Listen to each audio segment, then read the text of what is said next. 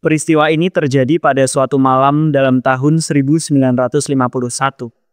di depan kedai kopi kepunyaan seorang perempuan cantik bernama Mira. Yang dimaksud dengan kedai kopi kepunyaan Mira itu sebenarnya serambi muka dari rumah Mira yang dibangun jadi kedai kopi. Dan rumah Mira itu rumah bambu. Kecil tapi masih baru.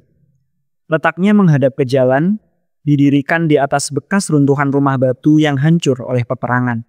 Terpencil jauh dari keramaian. Entah kapan rumah itu didirikan di sana. Entah mulai kapan pula serambi muka rumah itu dibangun jadi kedai kopi. Tapi yang sudah pasti, kedai kopi Mira itu seperti juga kehadiran kedai-kedai kopi yang lain, selain dialati oleh perabotan-perabotan yang bersangkutan dengan keperluan penjualan kopi, di sana juga ada disediakan barang-barang dagangan yang sudah biasa dijual di kedai kopi. Ada kue-kue, ada limun, ada sigaret, geretan, dan sebagainya. Dan seperti juga kedai-kedai kopi yang lain, di depan kedai kopi Mira itu pun ada bangku panjang tempat duduk para pembeli. Dan di antara ruangan kedai dan bangku panjang itu teralang oleh meja dan rak dagangan setinggi dada dan tidak ada pintu. Malam itu pukul 9 lebih. Mira yang cantik asik menyulam di belakang dagangan. Di bawah lampu listrik hanya kelihatan dari dada ke atas. Ibu Mira, seorang perempuan sudah berusia lanjut, ada di luar ruangan kedai. Asyik mengatur penempatan dagangan. Dan di depan kedai, di atas bangku duduk seorang laki-laki muda, menghadapi gelas kopi di atas meja. Berapa Mira? 3 talen. Kembali setalen.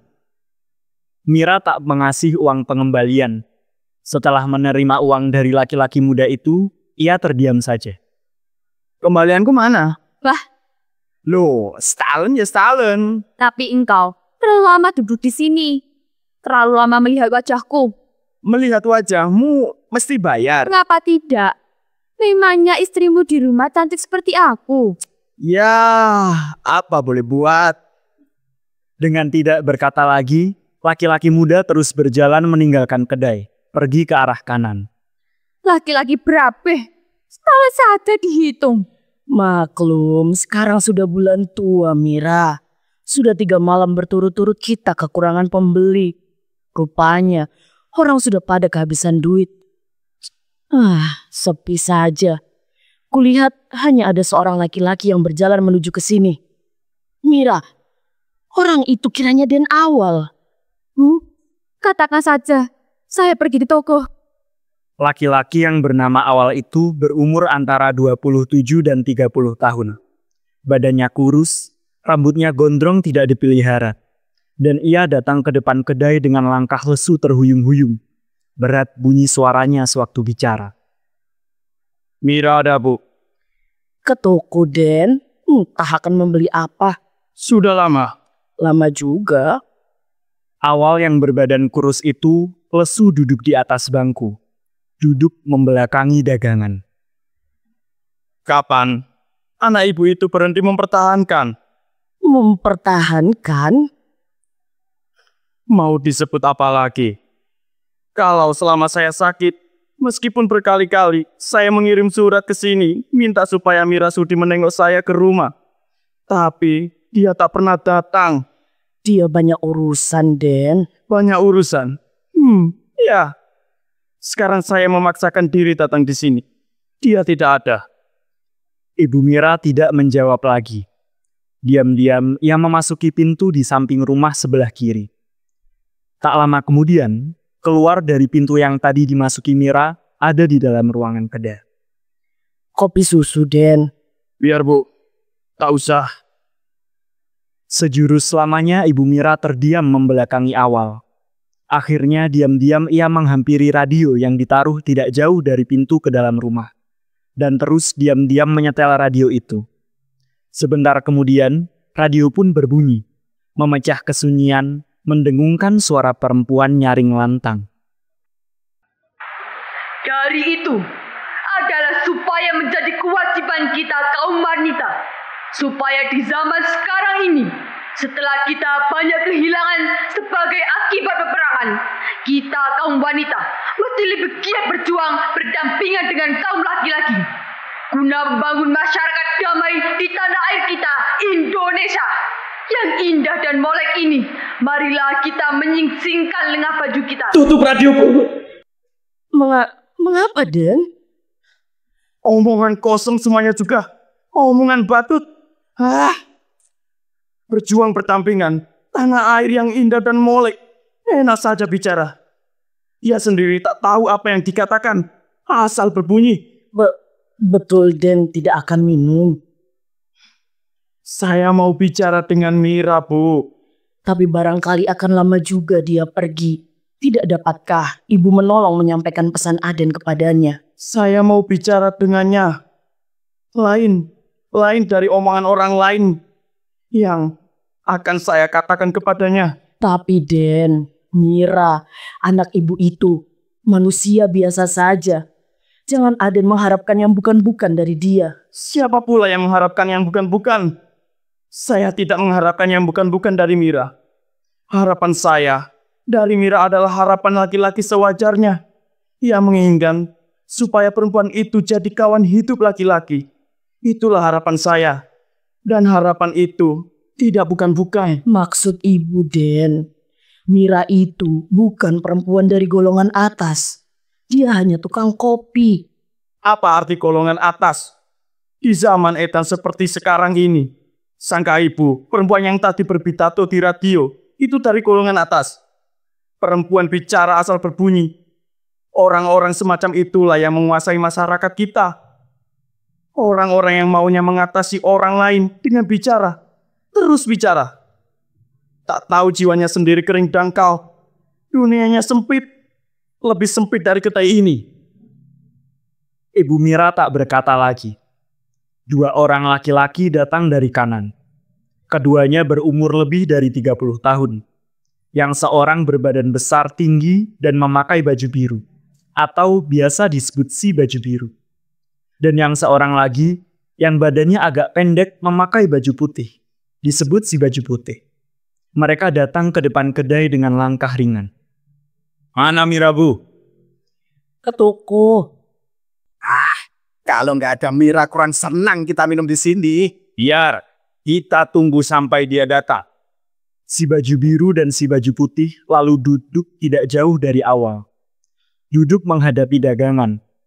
Tapi awal yang didekati setelah memperhatikan gerak-gerik yang baru datang, terus saja bangkit dan melangkah akan pergi.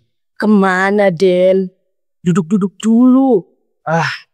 Biarlah, Bu. Tanpa berkata lagi, awal terus berjalan ke arah kanan, tidak menoleh lagi ke belakang. Langkahnya yang terhuyung-huyung dipandang oleh si baju biru. Dan jika yang dipandang sudah jauh berjalan, dia memandang kawannya. Mengapa dia kecut? Seperti marah kepada kita. Dia orang terpelajar. Tapi tampaknya seperti orang tidak waras otak. Di zaman setelah peperangan sekarang ini, memang tidak sedikit orang yang tidak waras otak. Dia tentu berasal dari golongan menak ya, Bu. Ya, menurut kata orang tuanya itu bukan sembarangan orang.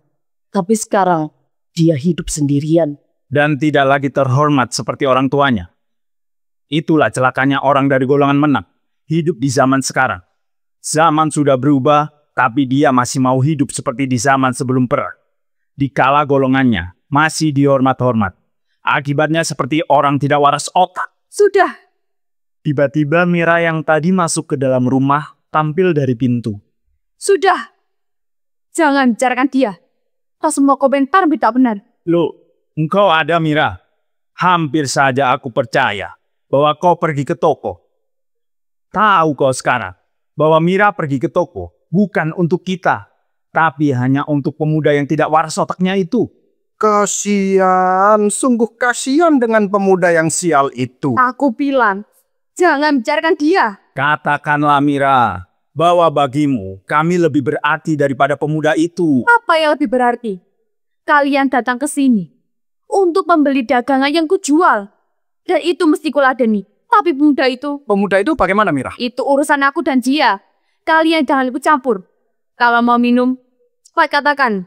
Kopi pahit, manis, atau pakai susu? Dengar, bagaimana gagahnya kekasih kita ini berkata.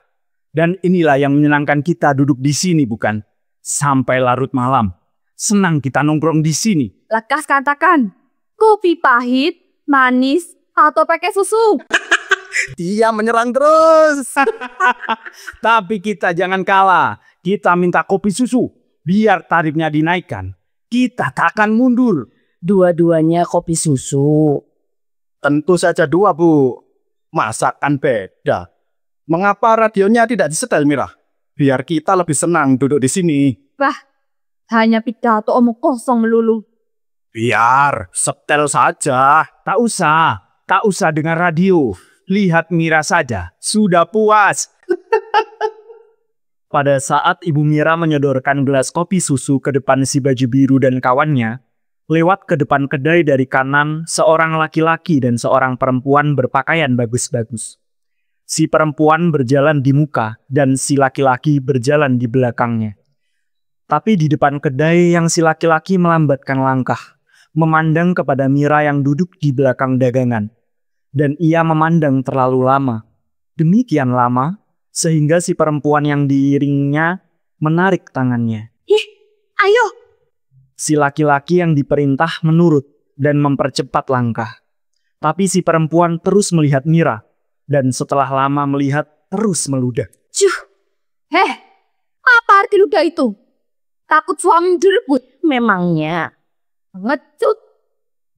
Mengapa kau tak protes kepada moyangmu yang melahirkan kau tidak lebih cantik dari aku? Si baju putih tegang tercengang, tapi si baju biru enak tertawa. Engkau juga pengecut, Mira. Mengapa perempuan itu tidak kau kejar? Memangnya mesti meributkan laki-laki begitu macam? Ada-ada saja, Mira ini. Baiknya kita tidak sampai melihat darah. Siapa tahu antara suami istri itu sesampainya di rumah keluar darah. Untung saja kita belum kawin. Memangnya kau mengatakan masih bujang? Bujang. Kau tak percaya, Mira, bahwa kami belum kawin? Apa percaya? Mesti aku percaya kepada omongan orang yang ngomong lantaran ada aku? Apa, Mira? Apa maksud perkataanmu? Kalau tidak mengerti, sudah. Jangan bertanya lagi. Jangan bicara lagi. Lebih baik minum kopi, itu lebih aman. Si baju putih nyenyer, dan si baju biru yang tertawa mengeraskan tawanya.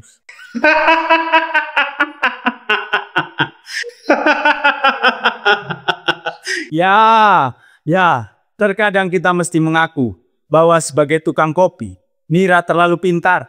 Payah kita bicara dengan dia. Tempat Mira mestinya di sana. Di Kantor advokat. bukan di kantor advokat. Itu menghina dong. Tempat Mira mestinya di sana. Di samping Paduka Tuan. Jadi nyonya Paduka Tuan.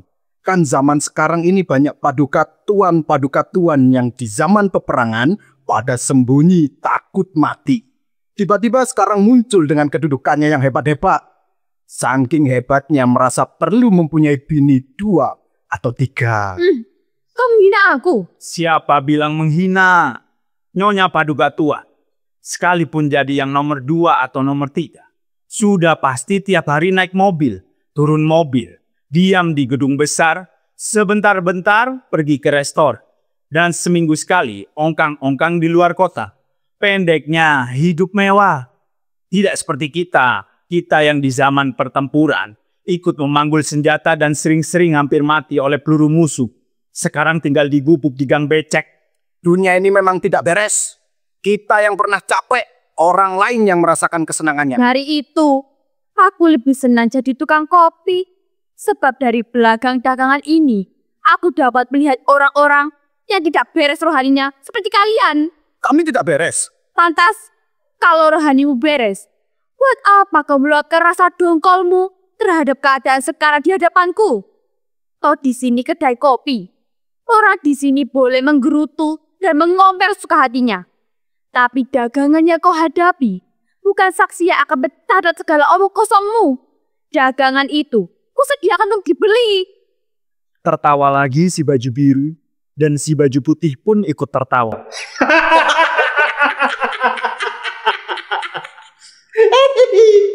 Bagaimana? Akan kita borong semua yang ada di sini? Dari kanan datang seorang anak laki-laki kira-kira berumur 13 tahun. Langkahnya tegas, ucapannya diarahkan kepada Mira. Nona Mira ya? Iya, benar. Ini surat Dari siapa? dari tuan yang tidak datang di sini. Di mana dia sekarang? Di sana, menunggu di gardu. Mira tak bertanya-tanya lagi. Secarik kertas yang diunjukkan anak laki-laki itu diterimanya. Terus dibaca tulisannya. Disuruh tuan yang badannya kurus, rambutnya gondrong. Benar. Celaka. Celaka 13. Bohongnya ketahuan juga. Dia tentu marah, Mira. Mira asyik membaca dan tidak membalas. Bagaimana, Bu, kalau sudah ketahuan bohong? Orang tua seperti ibu ini tidak tahu apa-apa. Ya. Orang tua jangan dibawa-bawa.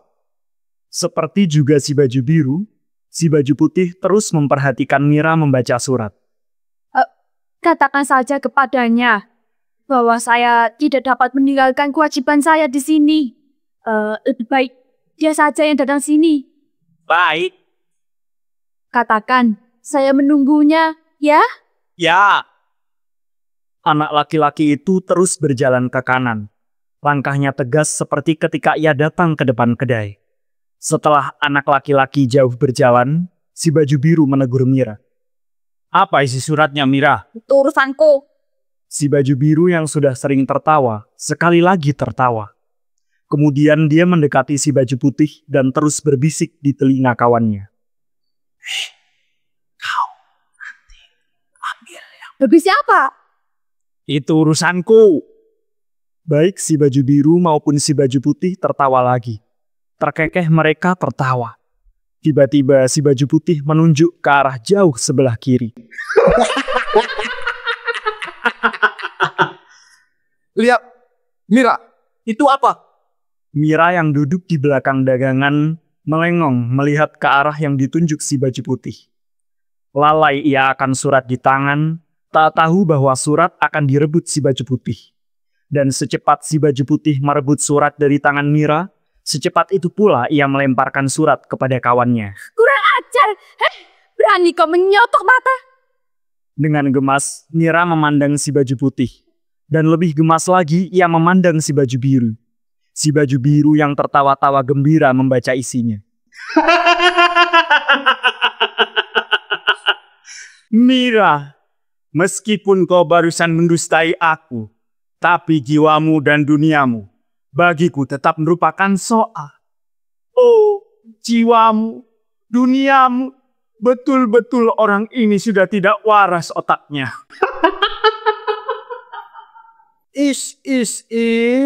Jadi Mira ini mempunyai dunia. Sudah. Kau bagiku tetap bukan tukang kopi. Loh, kalau bukan tukang kopi, apa? Dengar dulu. Karena itu, aku ingin bicara dengan kau berdua. Jangan di tempatmu, sebab ada. Hei, kita disebut badut-badut. Apa maksudnya? Sudah. Dapatkah sekarang juga kau meninggalkan tempatmu? Barang sebentar. Aku menunggu di gardu. Dan sekarang, dia boleh menunggu ya Mira. Menunggu sampai kami yang disebut badut-badut ini pada pergi dari sini. Tapi kami tidak akan pergi. Kalian kurang ajar. Biadab dasar kalian. Katakan kepadanya Mira bahwa di zaman sekarang ini sudah bukan waktunya lagi memupuk perasaan rindu dendam seperti di zaman sebelum perang. Sekarang zaman serba cepat. Kalau tidak cepat, tidak akan kebagian. Dan kalau tidak kebagian sekarang, kapan lagi? Bayangan Perang Dunia Ketiga sudah dekat. Kau tahu apa tentang Perang Dunia Ketiga? Gampang saja bicara tentang perkara yang kau sendiri tak tahu. Aku tidak tahu. Gampang saja kau menuduh. Buat apa orang tuaku dulu membayar uang sekolah supaya aku sekarang pandai membaca koran? Patut apa? Patut kau biadab. Sebab kau masih percaya koran. Loh? Sudah. Jangan bicara. Itu tuan yang menyebut kita badut-badut menuju ke sini. Si baju biru pura-pura minum. Si baju putih pun pura-pura minum. Lama dulu sebelum Awal yang berbadan kurus itu tampil lagi dari kanan dengan langkah lesu terhuyung-huyung. Sampai di depan kedai, ia tidak terus mendekati bangku. Mira, yang duduk di belakang dagangan, mengajak ia duduk. Silahkan duduk, Mas. Setelah diajak duduk, baru si Awal duduk di atas bangku. Namun dengan membelakangi dagangan. Kopi, Mas. Iya, Kopi untuk Tuan Awal, Bu. Pakai susu, Den. iya, pakai susu. Tiba-tiba, setelah Ibu Mira menyodorkan gelas kopi susu ke dekat Awal, berkata si baju biru diarahkan kepada Mira. Mira, meskipun kau barusan mendustai aku, tapi jiwamu dan duniamu bagiku tetap merupakan soal. Awal yang duduk membelakangi dagangan mendadak tegak. Tegak memandang si baju biru. Tapi yang dipandang pura-pura tidak tahu dipandang. Kau bagiku bukan tukang kopi, Mira. Dan aku ingin bicara berdua dengan kau. Jangan di tempatmu. Sebab ada badut-badut. Karena itu sudah. Bicara kepada siapa, Bung? Kau bicara kepada siapa? Aku bicara pada Mira. Betul tidak, Mira? Kutunggu engkau di gardu ya, Mira. Awal bangkit berdiri. Sebentar dia memandang Mira, kemudian memandang si baju biru. Perlu apa kau mencampuri surat orang lain? Perlu apa? Hei, saudara marah kepada siapa? Kau buat apa? Mencampuri urusan orang lain. Mencampuri apa? Gampang saja marah pada orang. Pakai otak yang sehat. Jangan gampang berkata. Dan gampang saja menyebut badut segala macam pada orang lain. Memang kau badut. Kau bukan manusia. Gila kau. Gampang saja menyebut bukan manusia padaku. Si baju biru mengamankan tinju. Awal yang sudah mengepalkan tangan tidak berkata lagi. Terus saja menyerbu, menunjukkan kepalan tangannya kepada si baju biru. Tapi si baju biru yang berbadan besar tinggi, jauh lebih besar dari badan Awal, cepat menangkis dan terus membalas dengan mengasih pukulan sengit. Sekali, 2 kali, 3 kali ia melepaskan pukulannya. Dan Awal yang berbadan kurus itu pun tak sanggup menahan serangan pembalasan. Jatuh ia tersungkur ke tanah. Ajar terus! Ajar terus! Diri kau, babi! Ayo! Sudah! Si baju biru tak mengindahkan teriakan Mira. Ia mengangkat kaki akan menginjak badan Awal. Sudah! Kau memang kurang ajar. Ayonya. Kau juga. Pergi! Langkah pergi! Loh, Pergi. Kalau tidak, Mira cepat mengambil gelas kopi susu si baju putih. Terus beragak akan menyemburkan isinya. Mira, kau mengusir. jangan banyak bicara. Ayo pergi. Kami mungkin tidak akan kesini lagi. Masa bodoh. Ayo pergi. Pergi. Gara-gara ini nih. Biar kita pergi saja. Ayo. Si baju biru dan si baju putih terus berjalan ke arah kanan dengan tak meninggalkan lagi sepatah kata. Sepeninggal kedua laki-laki itu, Mira bicara kepada ibunya yang kecemasan. Bangunkan dia, Bu. Ibu Mira tak membantah lagi. Ia memasuki pintu ke dalam rumah. Tak lama kemudian keluar dari pintu di samping rumah, ada di luar ruangan kedai, terus mendapatkan Awal yang terlena di tanah. Den eling, Den eling. Tertatih-tatih Awal yang berbadan kurus itu bangkit berdiri. Tapi setelah berdiri, ia terus memandang Mira yang duduk di belakang dagangan. Memandang dengan pandangan ngeri.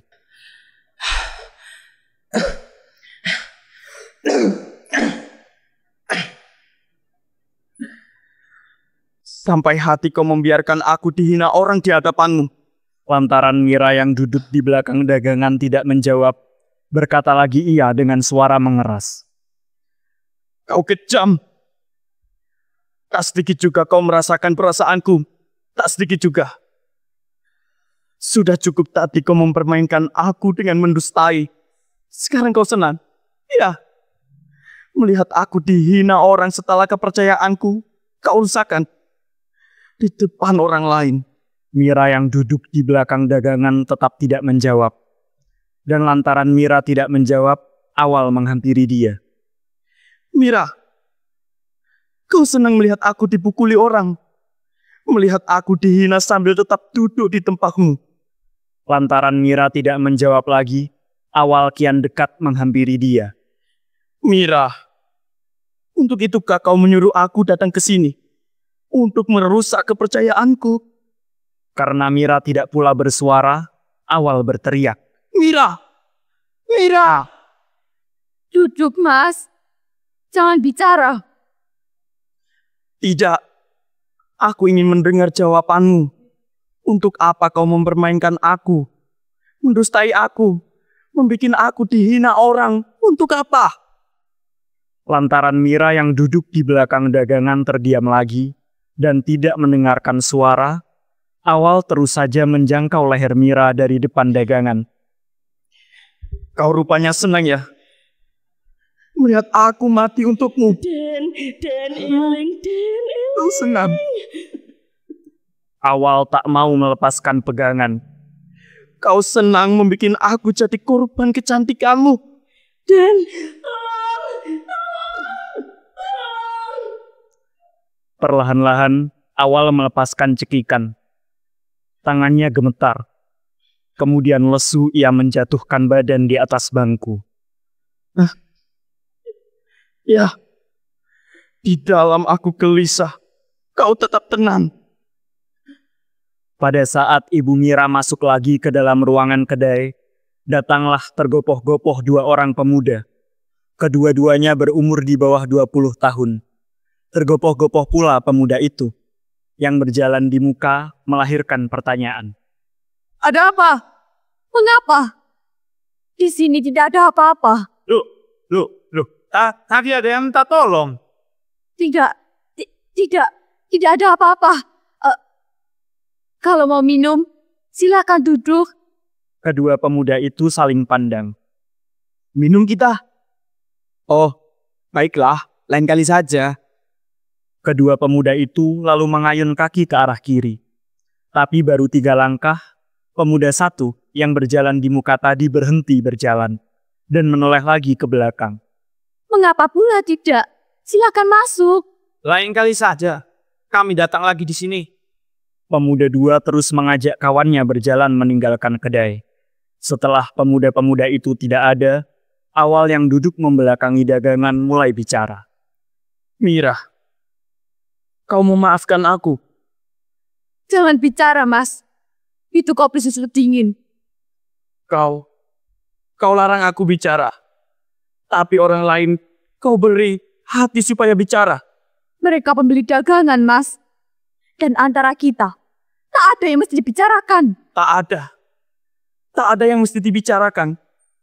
Kau anggap di antara kita tak ada yang mesti dibicarakan. Ya, antara kita tidak ada untuk dibicarakan, tapi dirasakan. Hei, jawaban manusia Dewi.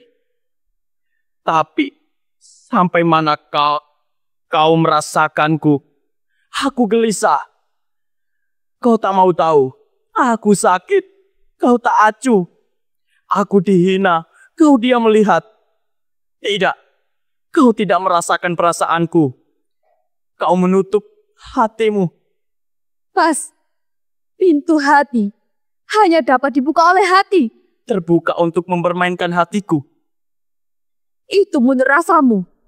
Menurut rasaku, aku tidak mempermainkan. Kau tak merasakan rasaku. Itu menurut rasamu. Duduk lagi Awal yang berdiri itu. Duduk dengan kepala tertunduk. Ya, soal antara kita ialah kau bukan aku. Dan aku bukan kau. Tapi, salahkah aku? Kalau aku mau merasakan kau jadi aku. Itu kopi susu dingin, Mas. Biar. Aku mesti bicara padamu. Selama kau bukan aku mesti bicara padamu. Bicara sampai kita tidak ada soal. Antara kita sudah tidak ada soal. Apa pula yang mesti dipersoalkan? Kau belum menenteramkan hatiku. Itu menurut hatimu. Kau belum memberikan kedekasan. Itu menurut pendapatmu. Bagiku, semuanya sudah tegas. Dari kanan datang seorang laki-laki tua, berumur lebih kurang 58 tahun, berbaju kampret dan bersarung pelekat. Dan melihat kedatangan orang tua itu, Mira yang duduk di belakang dagangan menjadi gembira. Ah, Bapak, silakan duduk. Sepi sekali malam ini, Mira. Orang rupanya sudah pada bosan datang sini. Masa bosan? Siapa pula yang bosan datang ke sini? Bukan bosan, tapi sudah bulan tua. Ya, anak muda? Kopi, Pak. Jangan. Teh pahit saja. Kalau minum kopi, nanti aku tidak tidur. Dan jika di rumah tidak bisa tidur, berat. Mengapa berat? Kalau rumah yang kudiami sekarang sebesar rumahku sebelum peperangan dulu. Tak apa, Mira. Aku membuka mata di rumah pada malam hari. Sebab pemandangan tak sempit. Tapi rumahku sekarang, namanya saja sudah bukan rumah. Hanya cukup untuk tidur. Tapi di zaman sekarang ini sudah umum begitu. Kata Ibu Mira seraya menyodorkan gelas teh pahit. Ya, siapa yang dulu rumahnya gedung, sekarang belum tentu bisa mendiami lagi di dalam gedung. Dan di atas runtuhan gedung seperti rumahmu ini, Mira, hanya bisa didirikan rumah bambu. Tapi, bagaimanapun juga dengan adanya kedai kopimu di sini, engkau membuat jasa yang banyak. Mengapa?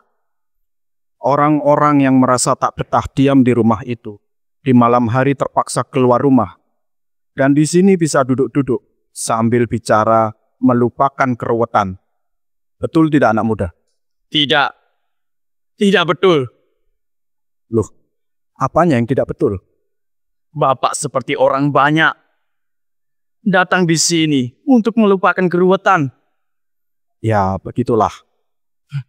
Jadi, Bapak ini seorang badut. Badut? Ya, badut. Tukang omong kosong, bukan manusia. Bapak kurang mengerti. Tentu saja tak akan mengerti. Kalau mengerti, tak akan saya sebut badut.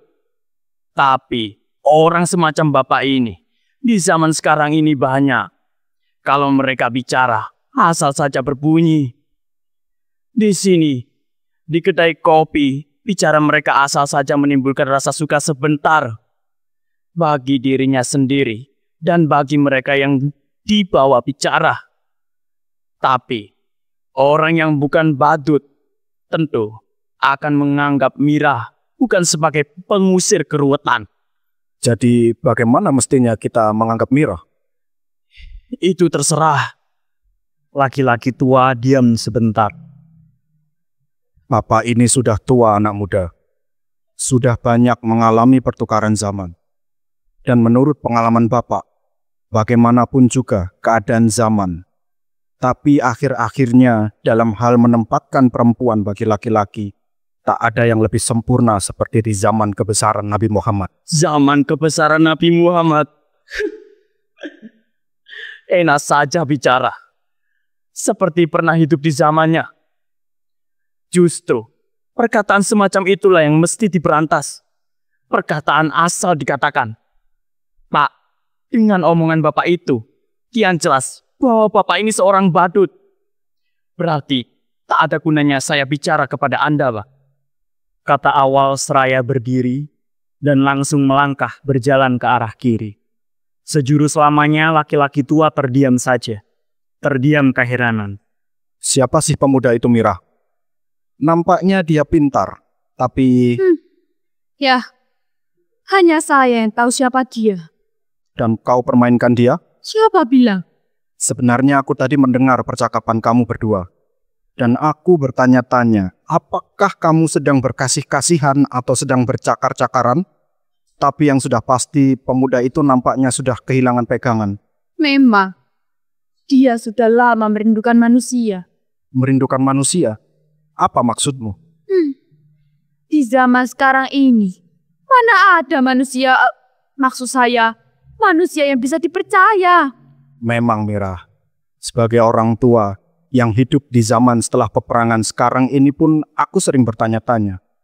Apakah dunia sekarang sudah akan kiamat? Di mana-mana terjadi kekacauan, di mana-mana terjadi penggedoran, perampokan, pembunuhan. Seolah-olah sudah tidak ada lagi cinta di antara sesama manusia. Antara kita saling curiga, sedang para pemimpin dunia pun berteriak menganjurkan damai, tapi sambil bersedia-sedia akan perang lagi. Ini semua menimbulkan kegelisahan, dan kegelisahan inilah yang aku rasakan pula. Tapi bagaimanapun juga sebagai orang tua aku masih ada pegangan. Dan pegangan itu ialah pegangan kita bersama, yaitu percaya kepada Tuhan yang lebih berkuasa dari manusia. Akan tetapi pemuda itu nampaknya sudah kehilangan pegangan sama sekali, dan itu sangat berbahaya. Dia masih ada pegangan. Apa? Dia percaya pada saya. Tapi percaya padamu bukan berarti percaya kepada yang seharusnya mesti dipercaya. Itu bagi Bapak. Tapi bagi dia, apa salahnya? Tapi apakah kau mempermainkan dia? Siapa bilang? Kalau kau cinta padanya? Apa? Cinta? Setelah menghela nafas dan meregu isi gelas sampai habis, laki-laki tua berkata, Kau ini memang orang yang aneh, Mira. Tapi, ya, keanehanmu sebenarnya tak usah kuanehkan lagi. Apa yang terjadi di depanmu memang tak aneh. Tapi sudahlah, aku tak akan lama mengganggu. Laki-laki tua lantas bangkit berdiri dan menyerahkan uang. Mengganggu apa? Loh, Pak, duduk-duduk dulu. Aku tak akan membiarkan pemuda itu terlalu lama menunggu kesempatan untuk dapat bicara lagi dengan kau. Percaya Bapak bahwa dia akan datang lagi di sini. Aku sudah tua, Mira. Dan meskipun aku bukan pemuda di zaman sekarang, tapi aku pun pernah merasakan apa yang dirasakan pemuda itu. Setelah laki-laki tua pergi, Mira menghitung uang. Tak ada yang beres manusia yang datang di sini. Kalau tidak goblok, menghina. Kalau tidak menghina, maunya mengasih kursus. Semuanya bukan lagi manusia. Dan semuanya mesti kita ladeni. Seperti pendapatan kita ini sama dengan gaji pembesar. Ibu Mira terdiam saja. Terdiam duduk mengantuk. Sekali, 2 kali, 3 kali ia menguap.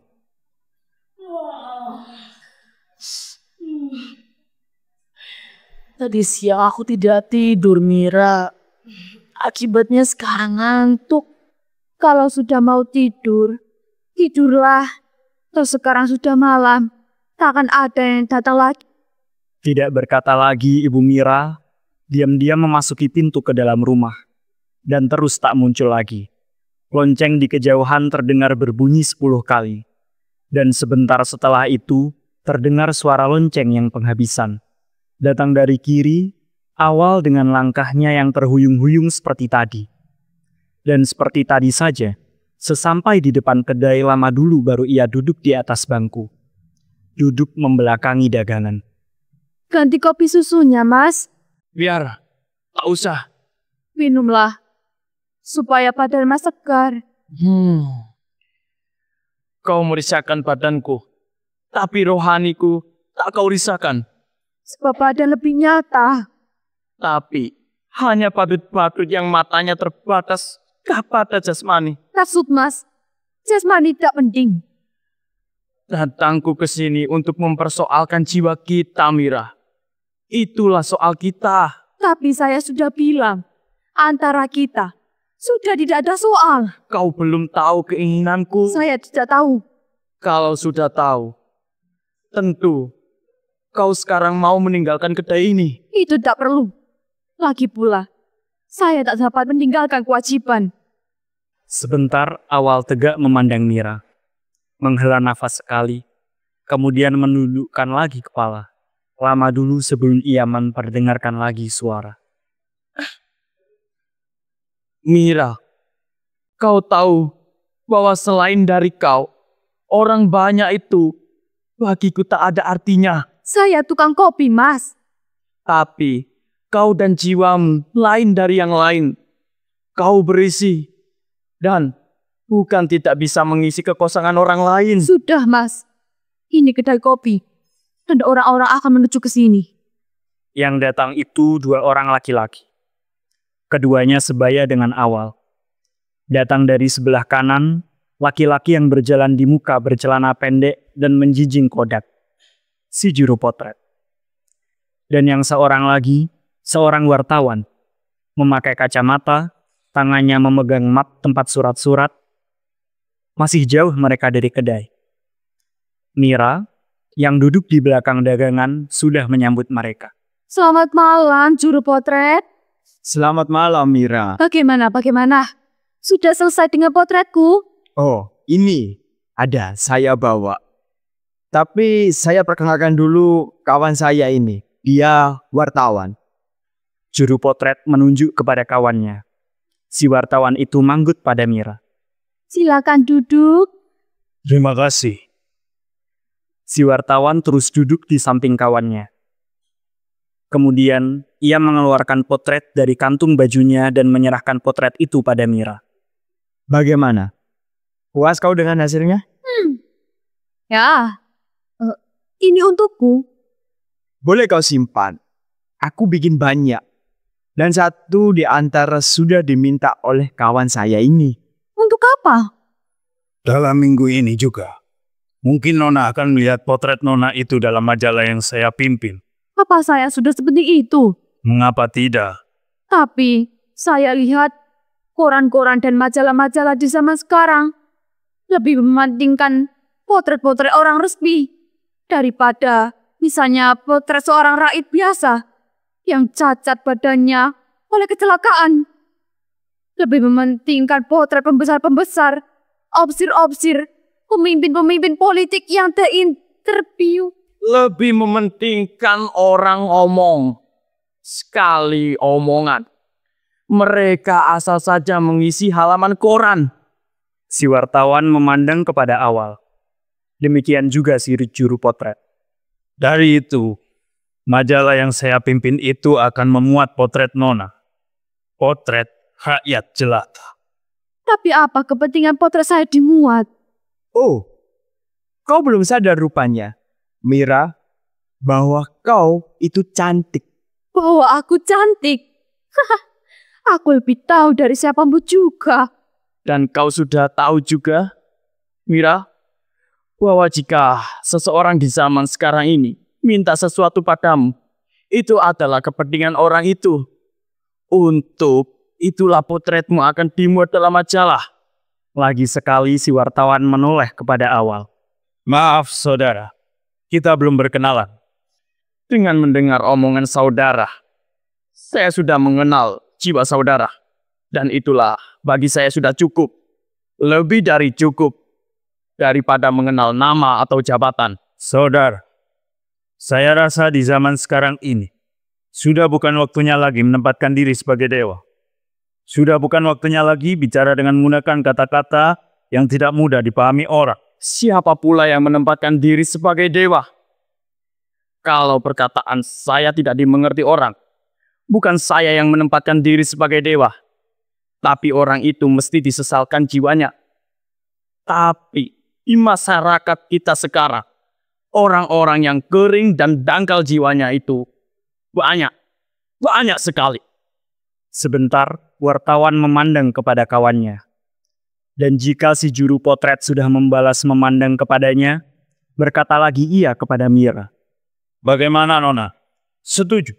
Kalau potret Nona dimuat dalam majalah saya. Berapa akan saya dibayar? Loh, bukan kau mesti minta dibayar, Mira. Tapi kau mesti berterima kasih. Tapi misalkan saya mesti membayar, berapa Nona minta? 1.000 rupiah? Nona, di mana di dunia ini ada majalah yang pernah membayar 1.000 rupiah untuk pemasangan sebuah potret? Bahkan bintang-bintang film yang sudah masyhur, banyak yang menyerahkan potretnya kepada majalah dengan begitu saja. Tapi saya bukan bintang film. Dan tak mau disamakan dengan bintang film. Maka dari itu, Saya minta dibayar mahal. Begini saja Nona. Harap Nona tahu bahwa majalah yang saya pimpin ini majalah kepunyaan bangsa sendiri. Kalau Nona sudah sadar atas panggilan zaman dan insaf atas kewajiban sebagai bangsa, apa salahnya kita bekerja bersama-sama untuk bangsa dan untuk tanah air yang kita cintai? Bekerja bersama-sama. Tanah air yang kita cintai. Ayo, apalagi? Mengapa tidak dikatakan pula bahwa tanah air itu indah dan molek? Biar lebih enak dikatakan. Maaf, saya tidak bicara pada saudara. Atas nama Mira, saya minta supaya saudara bicara yang benar. Bicara secara manusia. Jangan asal berbunyi. Betul di sini kedai kopi. Tapi lihat, orang-orang yang duduk di belakang dagangan itu manusia. Manusia. Bukan boneka atau keranjang sampah yang boleh dilempari kata-kata asal dikatakan. Siapa pula yang menyamakan Nona ini dengan keranjang sampah? Siapa pula? Hah? Bahwa omongan sendiri keluar dari jiwa yang picik sudah tidak bisa disadari. Sangkamu apa yang kau katakan tadi itu tidak merupakan omong kosong bagi pihak yang mendengarnya. Sangkamu orang yang kau ajak bicara itu mempunyai dunia yang sama dengan duniamu. Dunia yang sempit, picik, asal ngomong. Sekali lagi si wartawan memandang kepada juru potret. Sekali ini, setelah kawannya balas memandang kepadanya, terus saja ia bangkit berdiri. Nona, biar lain kali saja saya datang lagi. Tidak akan minum dahulu. Tidak usah, terima kasih. Si wartawan terus berisyarat kepada juru potret untuk mengajak pergi meninggalkan kedai. Kawannya bangkit berdiri dan mengiringkan dia pergi. Juru potret lantas bicara kepada Mira seraya berjalan ke arah kanan. Selamat malam Mira. Sampai bertemu lagi. Oh iya, selamat malam. Badut-badut melulu yang datang di sini. Dari itu, Mas lebih baik tinggal di rumah saja. Di sini kedai kopi. Tapi, selama kau tak dapat kubawa, aku tak akan pergi. Itu menyiksa diri sendiri. Nanti Mas kedinginan. Apa arti diri sendiri? Jika ada diri lain tempat yang menyerahkan kepercayaan. Tapi di zaman sekarang, Mas, kita mesti percaya diri sendiri. Jangan percaya orang lain. Mira, masyarakat kita sekarang banyak badutnya. Adalah orang yang tak mau menyerahkan kepercayaan pada orang lain. Tapi aku, selama perempuan dilahirkan ke dunia untuk jadi kawan hidup laki-laki, selama itu aku harus dan mesti menyerahkan kepercayaan kepada orang lain yang ku jadikan kawan hidupku. Dan bagiku sekarang sudah jelas bahwa kau dengan duniamu yang tidak sempit adalah manusia yang ku cari-cari selama ini. Saya tukang kopi, Mas. Kau dengan jiwamu yang penuh berisi kehidupan adalah paduan dari keindahan surga yang kuimpikan. Dan kepahitan dunia yang kurasakan. Kaulah wujud wanita utama. Kau memuji. Tapi siapa yang mau percaya bahwa di dunia sekarang ini ada manusia yang lebih mencintai orang lain daripada mencintai diri sendiri? Siapa pula yang percaya? Engkau tidak. Aku pun tidak. Tapi untukmu, aku akan mencoba. Tapi sekarang, Mas lebih baik pulang saja. Ibu saya sudah tidur. Dan sebentar lagi, kedai ini akan ditutup. Kalau kedai ini ditutup, kau akan kubawa. Dan kalau kau tak dapat kubawa, aku akan ikut ditutup di dalam kedai ini. Itu tidak bisa. Kalau begitu, kedai ini jangan ditutup. Jadi Mas akan menyiksa orang lain. Menyiksa saya. Hah? Itukah percobaan Mas? Di dalam hendak menunjukkan bahwa Mas lebih mencintai orang lain daripada mencintai diri sendiri. Awal berdiam, tidak menjawab. Itukah tandanya Mas cinta? Tandanya Mas berlainan dari orang lain yang Mas sendiri namakan badut? Dengan suara lebih tegas, karena Awal tidak juga menyahut, Mira berkata, Saya tahu, Mas. Saya tahu bahwa perkataan yang akan saya katakan ini bagimu tajam. Lebih tajam daripada diam saya selama ini. Tapi saya terpaksa mengatakannya. Tidak lain supaya Mas tahu bagaimana anggapan saya terhadap Mas. Mira memandang lagi kepada Awal. Dan jika Awal yang dipandang tetap terdiam tidak bergerak-gerak, Berkata lagi ia dengan suara tetak. Mas, apa yang kau lakukan selama ini di hadapanku bagiku lebih membadut daripada kelakuan orang-orang yang kau sendiri namakan badut. Kau mencela jiwa orang lain, tapi kau sendiri merangkak-rangkak di bawah kaki mereka. Kau badut besar. Akibat peperangan, kau sudah kehilangan pegangan, kehilangan kepercayaan pada diri sendiri. Padahal di zaman sekarang, peperangan sekarang, bagi kita, tidak ada yang mesti dipercaya selain diri sendiri. Tidak ada, sungguh tidak ada. Awal masih saja terdiam, tidak bergerak-gerak. Tapi tiba-tiba ia tersenyum. Tersenyum pahit. Kalau itu yang kau katakan, keindahan surga yang kuimpikan tinggal tetap impian. Dan kau bagiku adalah kepahitan dunia belaka. Awal lantas bangkit berdiri, seraya berkata, Selamat tinggal, Mira. Mengapa selamat tinggal? Aku tak akan datang lagi di hadapanmu. Dan tidak ke hadapan siapapun juga. Kau mau bunuh diri? Mengapa kau tidak berani menunduk saja? Sebab aku manusia. Dan bukan badut. Aku belum selesai bicara. Sudah, Mira. Kita sudah kebanyakan bicara. Sudah kebanyakan menghamburkan kata-kata. Dan bagiku sudah jelas. Selama kau bukan aku, tak mungkin kau mengerti aku. Selama duniamu bukan duniaku, tak mungkin kau mengetahui apa yang tersimpan di lubuk hatiku. Tadinya aku percaya bahwa di dalam aku merasakan ketandusan zaman sekarang. Di dalam aku melihat orang-orang sudah pada membadut. Sudah pada merubuhkan runtuhan-runtuhan belaka. Sebagai akibat peperangan. Aku akan masih menjumpai cinta dalam hatimu. Cinta manusia. Yang merasakan perasaan yang dicintai. Tapi, cinta semacam itu ternyata tidak ada dalam hati siapapun juga. Tidak ada di dalam hati manusia di zaman sekarang. Juga, tidak di dalam hatimu. Kalau kau bunuh diri, aku juga bunuh diri. Mengapa? Aku cinta padamu. Cinta dengan segenap jiwa rohaniku. Aku cinta padamu. Tapi aku tidak percaya cintamu. Aku tidak percaya cintamu padaku. Akan melebihi cintamu pada dirimu sendiri. Tidak aku tidak percaya. Tidak percaya.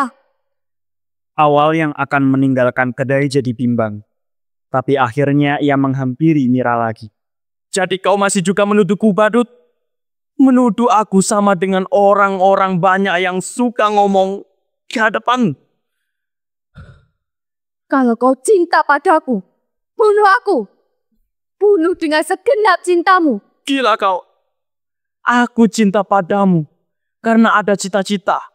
Karena menginginkan hidup bersama. Tidak. Kau dan aku mesti mati. Mati bersama. Sebab aku tidak percaya kau dan aku bisa hidup bersama. Aku tidak percaya. Aku tidak percaya. Aku tidak percaya cintamu padaku akan melebihi cintamu pada dirimu sendiri. Awal terdiam, bingung. Mira, mari kita tinggalkan kedai ini. Kita bicara di alam luas, di bawah cahaya bintang. Bicara di bawah cahaya bintang memang nikmat. Ya, mari kita pergi. Tapi saya tak dapat meninggalkan kewajiban sebagai tukang kopi. Mira, mengapa kau terikat benar oleh kedai ini? Mesti kuhancurkan kedai ini untuk membuktikan bahwa kau bagiku bukan tukang kopi. Mas, jangan mencoba pula hendak menimbulkan kepercayaan dalam hatiku dengan mengatakan yang bukan-bukan. Kedaiku ini duniaku. Dan kedaiku ini kuat. Sedangkan tenaga jasmanimu itu lemah. Katakanlah Mira, bahwa kau mau kubawa hanya jika kedai ini kubongkar kan? Kau tak akan mempunyai tenaga sampai ke sana. Dan jika kau mengatakan sanggup membawa aku dari sini dengan membongkar kedai ini, itu hanya omong kosong. Bilanglah tidak percaya. Bagaimana saya mesti percaya? Kalau bagi saya di dunia sekarang ini, sudah tidak ada lagi yang mesti dipercaya. Awal tidak membalas lagi. Tangannya yang sudah dikepalkan terus saja dijangkaukan kepada meja dan rak dagangan yang menghalangi dia dan Mira. Kemudian meja dan rak dagangan itu digoncang-goncang, direnggut-renggut dan diangkat-angkat. Dan barang-barang dagangan pun berjatuhan. Inikah kepercayaanmu, Mira? Kubongkar saja semuanya. Biarlah kau ikut denganku, Mira. Ayolah, Mira. Jangan, Mira. Jangan ngurusi kedai ini, Mira. Ayo ikut denganku, Mira. Sudah, Mas. Mira. Sudah, Mas. Mira. Sudah. Ayolah, Mira. Kau kemasukan. Mira. Sudah, Mas. Ayo, Sudah. Mira. Kau capek. Sudah. Tapi awal seperti tidak mendengar. Ia terus mengeluarkan tenaga, terus berusaha membongkar meja dan rak dagangan. Akhirnya meja dan rak dagangan itu pun terbongkar. Tapi awal jatuh, tangannya berdarah. Dan jika dia bangkit lagi, sempoyongan ia berdiri dan napasnya pendek-pendek. Mari, Mira. Mari. Keluarlah. Mira bangkit berdiri, terus berjalan keluar kedai. Mendapatkan awal berjalan dengan menggunakan kruk pada kedua ketiaknya. Dan melihat itu, awal yang sudah bernafas pendek-pendek itu mundur. Tangannya yang berdarah meraba kepalanya. Matanya yang berkeringat dikedip-kedipkan. Awal mundur lagi. Mundur dengan langkah sempoyongan akan jatuh.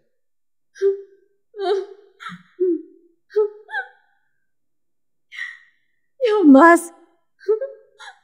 Inilah kenyataanku. Kakiku buntung. Buntung karena peperangan. Mira. Tapi lantaran inilah, Mas. Lantaran inilah. Dari atas aku terlihat cantik. Mira. Namun dari bawah aku jatuh.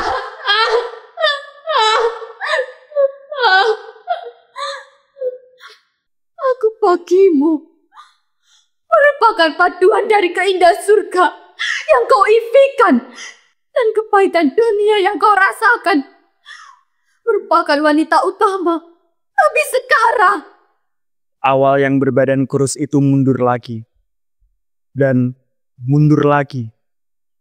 Tangannya yang gemetar berdarah diacuhkan. Mulutnya menganga. Mira. Mira. Mira segera merapatkan badan awal yang kurus itu dirangkulnya.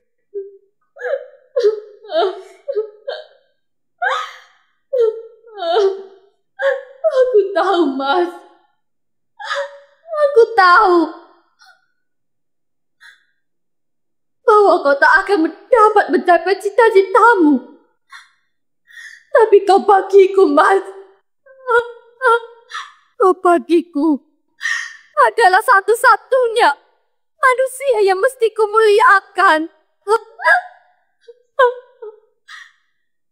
Kau dengan kejujuranmu sudah menumbuhkan cinta dan menimbulkan kepercayaan baru dalam hatiku. Dan setelah itu, di depan kedai kopi yang sudah rusak berantakan itu pun sunyi. Yang terdengar hanya isakan Mira. Awal dan Mira, karya Utui Tatang Sontani. Dibacakan oleh Awal, Muhammad Sofi Wahyudi. Mira, dibacakan oleh Nabila Giri Rahmadani. Ibu Mira, dibacakan oleh Genovlita. Si baju biru, dibacakan oleh Adit. Si baju putih, dibacakan oleh Dimas Adiputra. Laki-laki tua, dibacakan oleh Ondra. Wartawan, dibacakan oleh Nomos. Juru potret, dibacakan Bintang Ayubi. Anak laki-laki, dibacakan Adi. Seorang laki-laki, dibacakan Yope. Perempuan, dibacakan Jainab. Dinarasikan oleh Pambayung.